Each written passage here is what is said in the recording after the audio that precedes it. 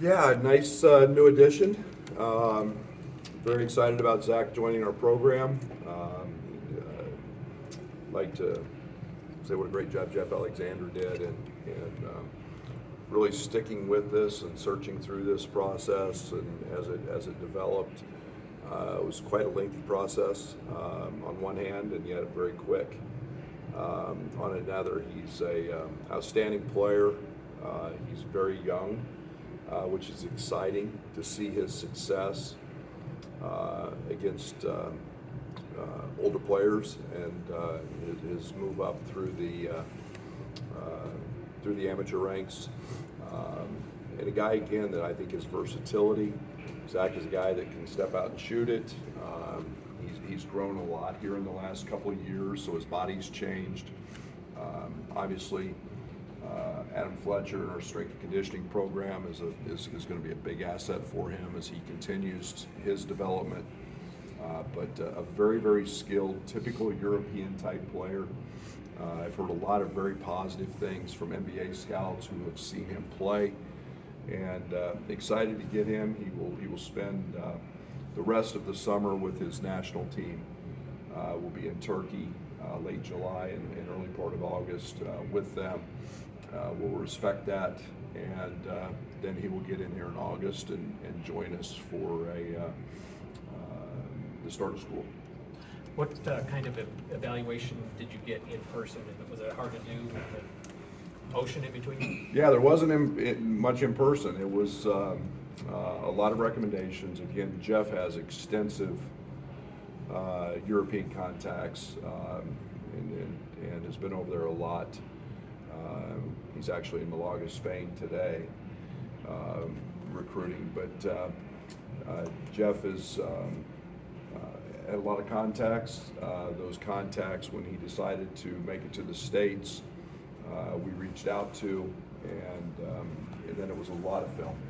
Does he comp or project to any kind of players you've had here or in other places? You know, I think he's a little bit different. At times you see some Coleman. At times you see some low post scoring that you get excited about. He's a guy that can really pass the ball.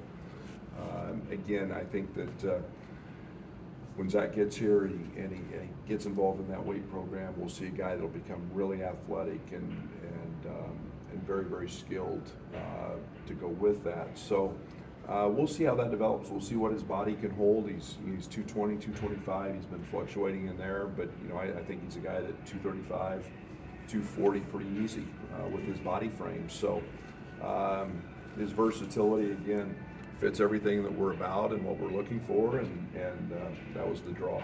He has a different basketball path than any other guy you have on your roster. What maybe intrigues you about that? Well, I've said many times that the European market is a good one for us, and I love the fact that that those guys grow up playing in clubs. They grow up practicing a lot. Their skill set develops, and there's so many practices involved. Like as we get with AAU programs and move into that recruiting cycle, there's not near as many practices, and they get to know their teammates, so they get very role-oriented over there, and their skill set is exceptional, and Zach's no different. What do you think his biggest hurdle will be, at least early on, once he gets here? Catching up, literally just a catch-up of, we've been, we still don't have Matt on campus. Matt will be here on the 7th of July.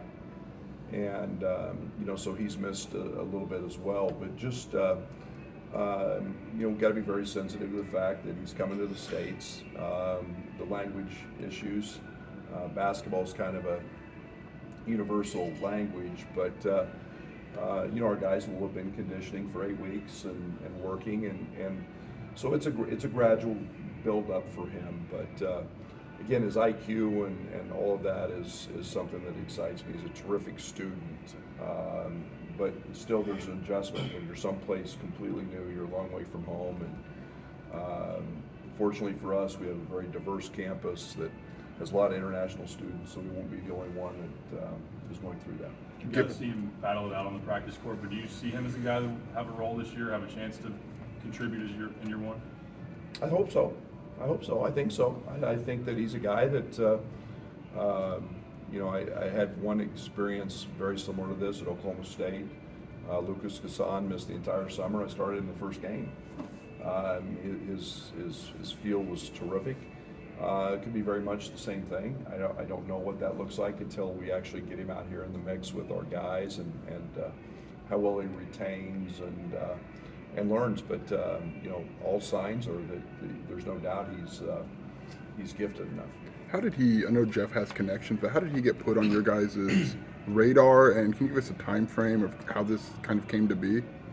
Yeah, it's probably been a 6-week process, you know, from start to finish. You know, and again, he's a young man that played and had opportunities to sign professional deals overseas, and yet the idea of getting an education in the States, playing at a big university, was something that was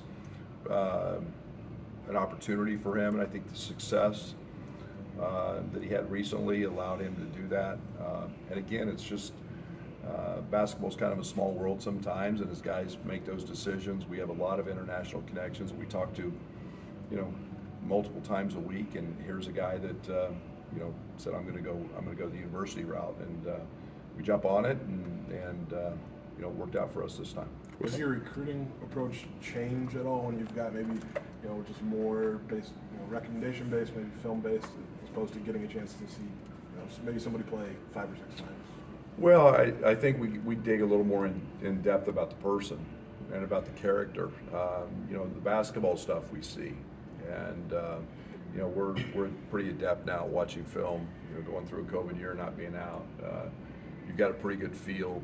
You know, you understand it's not real easy to get abroad and evaluate guys, but I do think that we've all been very diligent. We've all talked to enough NBA people who see those guys throughout the course of the season. We've talked to a ton of contacts in Europe, basketball agents that see him, and we know he was highly sought after on all those fronts, and so hence we're really excited about it.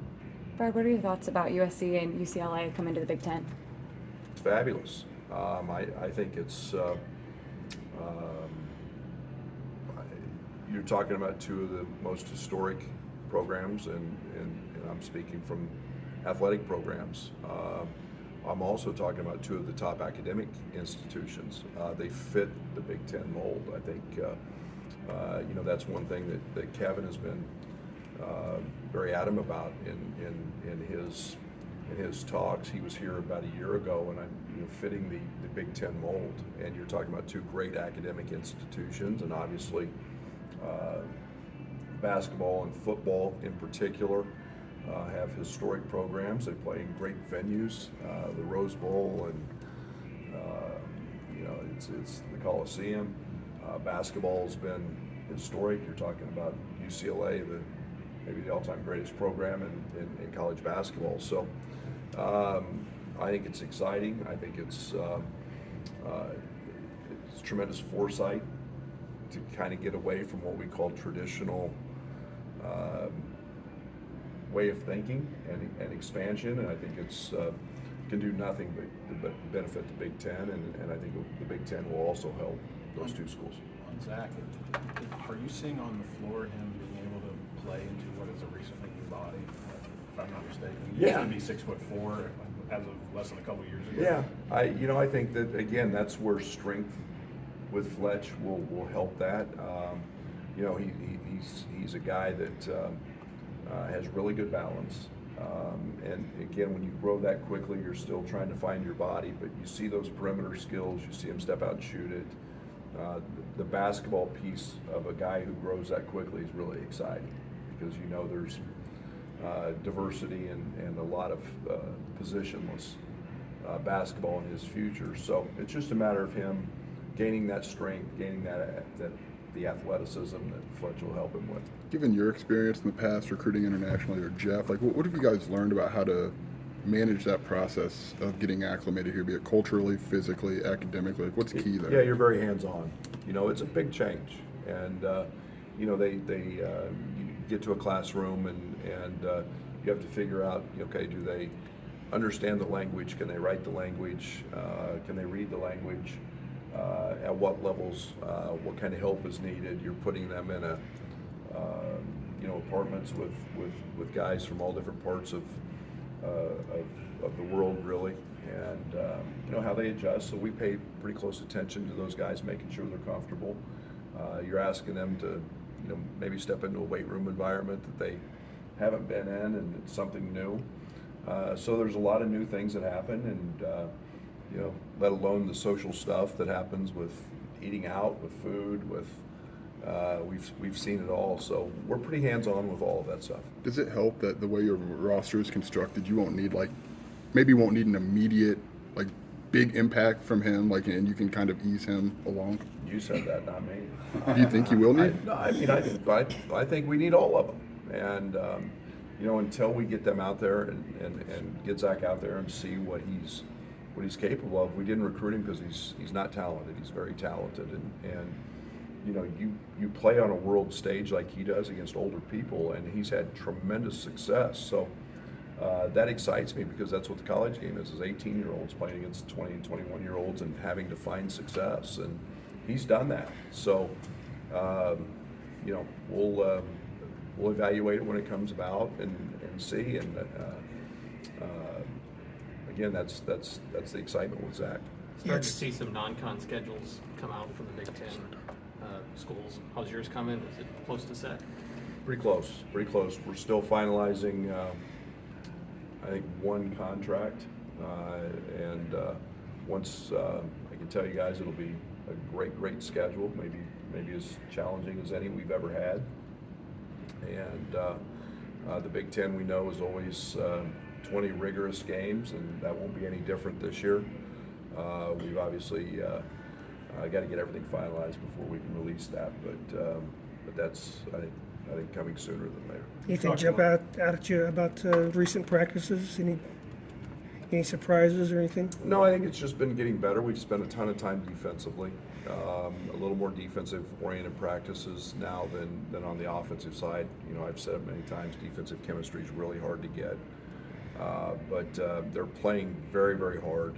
There's a tremendous energy in the gym. There's tremendous athleticism in the gym, and that's something that I've really enjoyed watching and coaching. Talked a lot about Dane's skill. Zach has skill, passing, ball handling. Is that now a primary focus for front court pieces? Need to be able to bring that for you guys? I think so. I hope so. And I'm not going to say we wouldn't take another Kofi if there's a guy like that out there. But I think that, again, this is kind of a 2-year restructure without Kofi, and kind of a mindset and a way that we need to play, and that's been at the forefront is skill, bigger wings, athleticism, just kind of playing bigger top to bottom, and so it's that I don't see that stopping unless there's that rare guy like Kofi. Zach's going to get to represent his country in FIBA. What have you kind of seen from players like Ty and Io that they can kind of carry over to camp after getting to do like that? Yeah, the good thing is they've been in shape. I think we've got a fine line that there's a certain level of fatigue that comes with that. You play a lot of games in a lot of days, so we've got to watch that with Zach.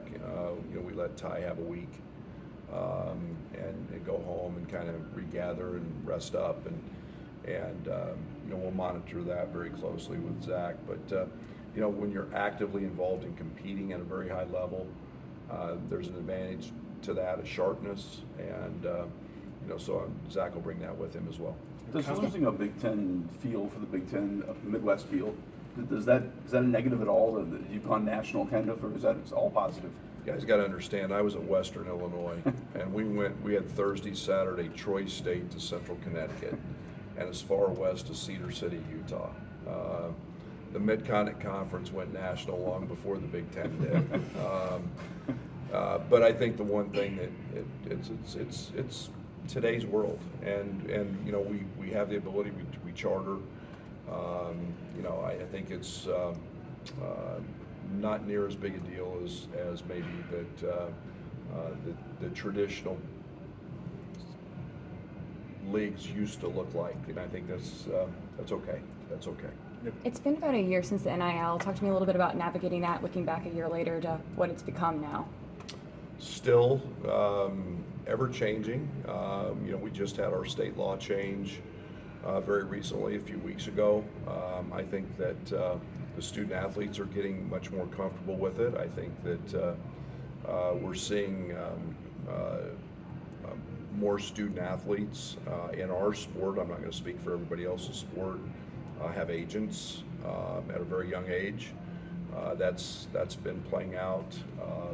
I think that the ability to in name, image, likeness is great. I think for them to have the opportunity to make money, I think, and even the fans and the donors and the corporations and the people that are involved are getting a grasp of it as well and how it works. So it's still ongoing. We're still feeling our way through all that process, but it's one that I'm excited about to see how it keeps manifesting itself. Conference expansion seems to be always driven by football. I'm just curious kind of how you see that as a basketball coach. Well, I think it's driven by a lot of things. I think that obviously Kevin's in the middle of negotiations for TV contracts, and viewership is a big piece of that. And there's no doubt football is an important piece, and it's that includes Illinois, and we need people in seats and coming out and supporting us, and we play high level football, and so I think it's as basketball, we know that the NCAA's making their way quite nicely with TV contracts through the NCAA tournament, and I know that's a part of it as well. But basketball and football are going to drive those choices, and I'm excited about those two California schools. Are great. Coach, the July live period's coming up here pretty quick. What's going to be the approach for the staff? Are you starting to look more at the underclassmen? Well, we did that in June. I mean, we have no downtime anymore. We just had coaches at the top 100. I mean, we recruit more now than we've ever recruited, and we go out the 6th, and we'll find the right pieces for the 23 class. I feel great about that. But there's obviously, you guys all know that there's some well-documented young guys in our state that we're excited about, and we'll follow those young guys as well, and see them every opportunity we can to try to continue to build our 24 class. We spoke to Ty earlier this week. You mentioned the ability to play 1 through 4. Do you see that as well, and how do you start to conceptualize how you can utilize him? I see a lot of players being able to play 1 through 4. Yeah, 1 through 3. Maybe he's one who can play 1 through 4. But it's Ty's versatility. We saw that a little bit in USA basketball. And again, I think that he's a guy that can play with the ball and ball screens. He's a guy that can set them. He's a guy that can guard multiple positions. To me, the versatility comes on the defensive side because he's so strong, he's so athletic, he's got great length. He's 2 weeks in, but he's a high energy, hard rocking guy, and he's been great to this point.